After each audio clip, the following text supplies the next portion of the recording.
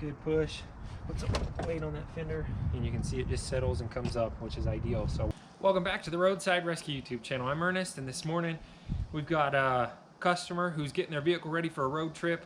They're going to be headed to California, so 600 miles away. I'm not exactly sure, probably a little bit more than that, but it's going to be a good day-long road trip, and they want to get their vehicle ready before they go. So we've got a few things to do that they've been putting off, like replacing a headlight and doing an oil change, but we're going to give it an overall look over to make sure it's good to make this road trip to California. So head with me and we'll get this checked out.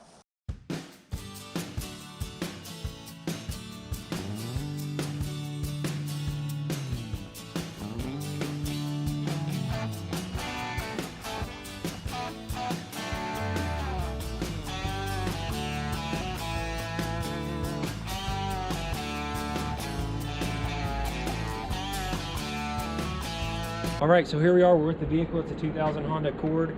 We're going to start off with an oil change. I like to do that when I first get here, especially since it's not warm right now. I'll just pull the drain plug, and while I'm doing other stuff, I'll just leave that draining down there to make sure we get everything out of there, and then we'll come back. Probably last thing we'll do is put that plug back in and then fill it up. So we're going to work on this headlight right now. We've got to replace the low beam, and then we'll start looking everything over and make sure it's good for a road trip, as well as just do a couple other things. So I mean, it doesn't take too much longer to film stuff anyways, just to crawl under and, I mean, set something up. It usually only adds 15 extra minutes to a job.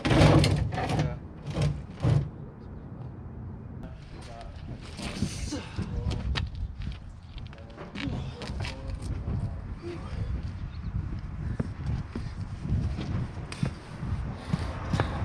All right, that's on there real tight, so see what we can do about that. Get a longer wrench first.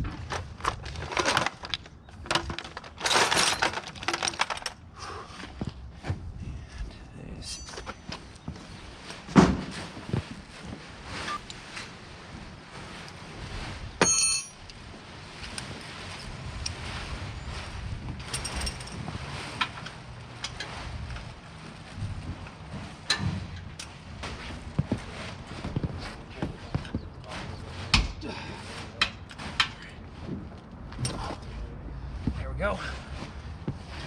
Normally I don't jack the vehicles up for just an oil change, but almost had to do it for this one to get some more leverage under there.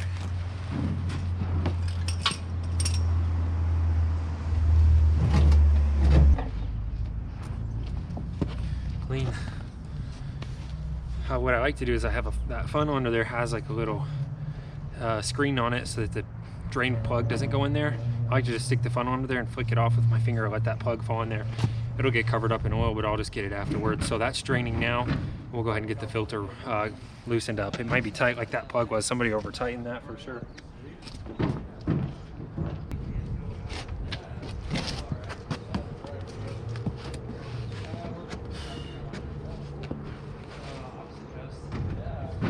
Okay.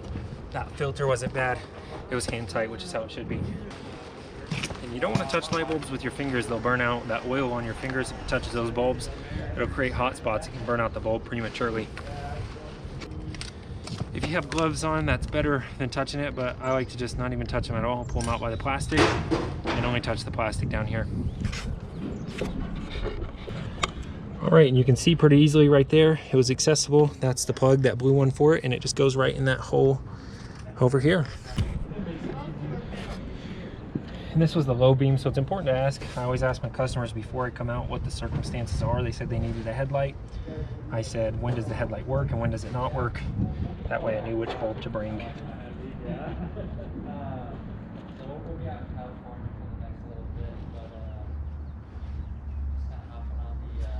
may have pulled the wrong one there.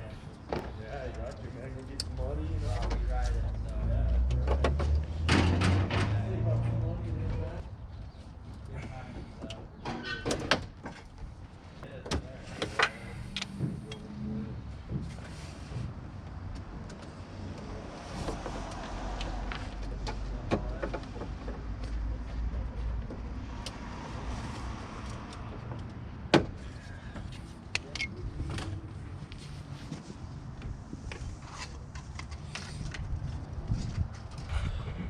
All right, so here we are. We've got that headlight replaced. We're gonna test it in a minute, and we're gonna give this a look over. Just check everything out, make sure we don't have anything weird going on.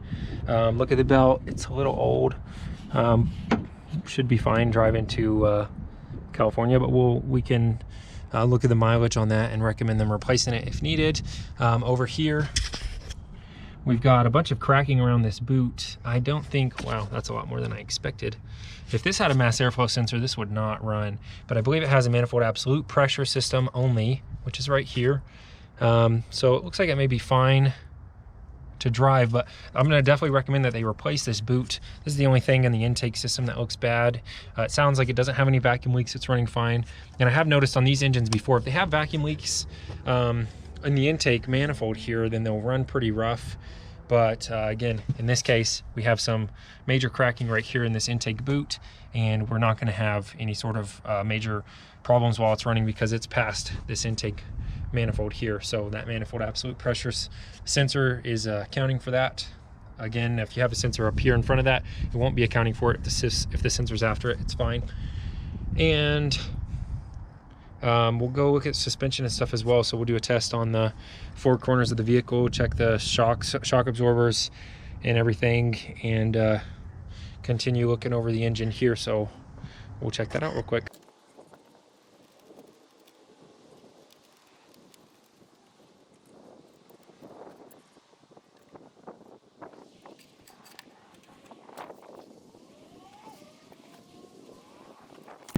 Okay, so now we'll inspect the brake pads. We can see there that they've got plenty of material. Let's see if you can see that.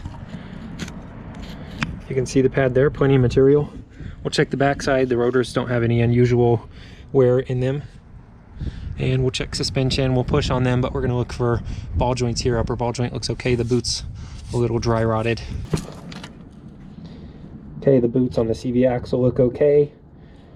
Lower control arm, bushings, everything looks okay.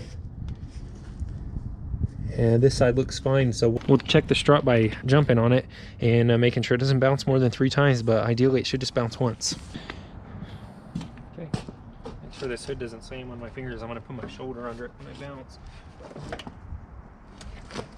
Good push. Put some weight on that fender, and you can see it just settles and comes up, which is ideal. So we'll do that on. That's good.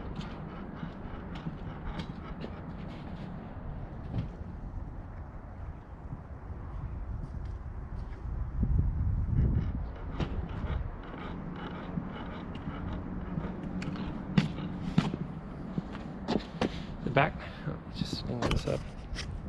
The back 4 corners are fine as well, but I did notice something when I went to inspect that rear end. Very unusual, so I don't know if it's been like this and they haven't noticed, or if this is recent, but we've definitely got a flat tire back here. So I'm gonna have to swing back by with a pump in order to fill this up, because I did not bring an air pump with me. Not something I was expecting. And the rear brakes, go ahead and check those out. You can see that. Plenty of material on the pad. No unusual wear on the rotors. And the suspension was fine. But that flat tire, I don't know, again, if they've been driving on that. Looks like a little bit. You can see the heat wear here. So we may recommend a new tire back here. It's hard to tell because you can't see. There's a lot of damage that's done to the tires on the inside when you drive them on a flat like that, and you just can't see that kind of wear on the outside. So the tire would have to be taken off. Not something I'm doing to have that inspected, but the fact that there is this heat wear here,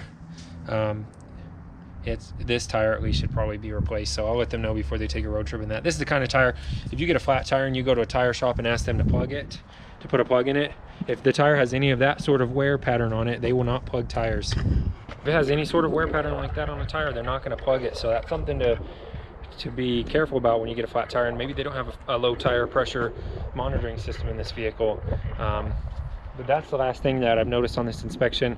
So a new tire, it's going to need some air for sure before it goes anywhere.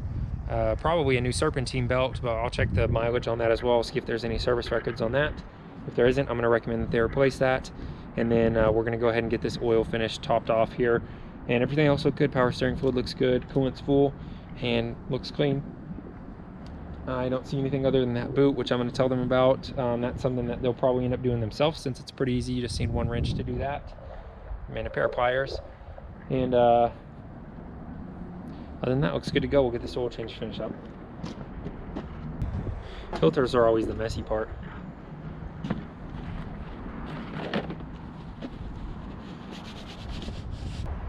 You always want to make sure that old gasket came off, so I'll go down there and check that.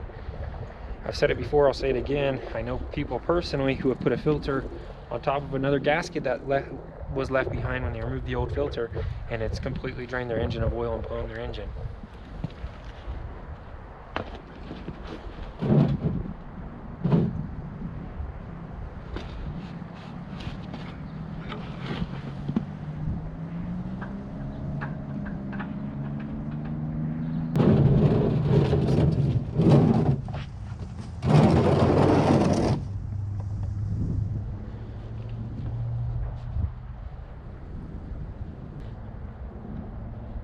This crush washer is crushed. That was over torqued. Okay, that filter's on there hand tight. It takes 4.2 quarts for a refill on this oil. So we'll put that in, and this will be a job well done.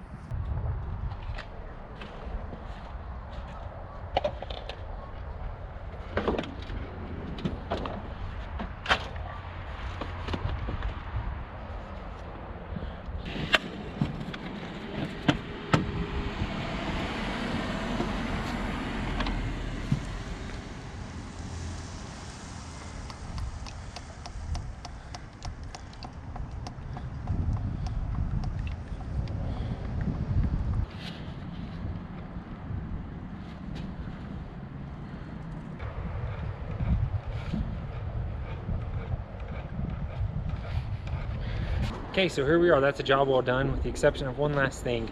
We're going to check the tire pressure in the spare tire and make sure that they have the roadside kit for their jack and their tire iron.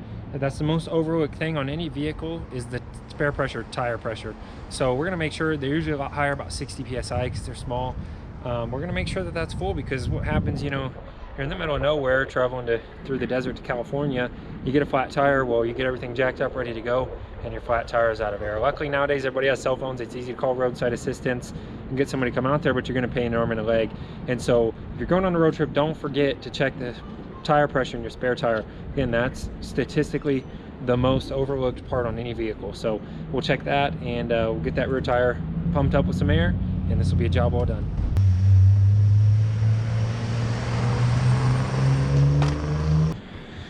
All right, so there's two more things we were going to investigate off camera here that they asked me about. Not particularly interesting for a road trip, or however you want to say that. But one of them was the fact that the seat doesn't move. So I hopped in and I said, well, that's moving, and the other one was moving. So then I was like, oh, maybe it's the back. So if we click this here, you can hear the motor turning, but the seat's not moving. So we've got some gear stripped out of there. That's going to be a whole seat replacement if they need that fixed. So unfortunately, that's I don't know, this motor may have been a seat replacement needed as well, but that's the verdict on that seat back not moving. All right, so there you have it. We got those things addressed. They are going to fill their tires up with air themselves, so I didn't bring my pump. You know, sometimes there's just things like that I could have actually come back and brought my pump. They want to save the money themselves, so there's always an option. It's just a little bit more, you know, labor and time to do everything like that. So I always give them the option. They're good friends. They want to just do the rest of those things themselves, that intake hose, the spare tires, and they're not going to worry about that seat, I don't think, and everything else is good to go. So thanks for watching this Roadside Rescue YouTube channel. I'm Ernest. We'll see you on the next episode.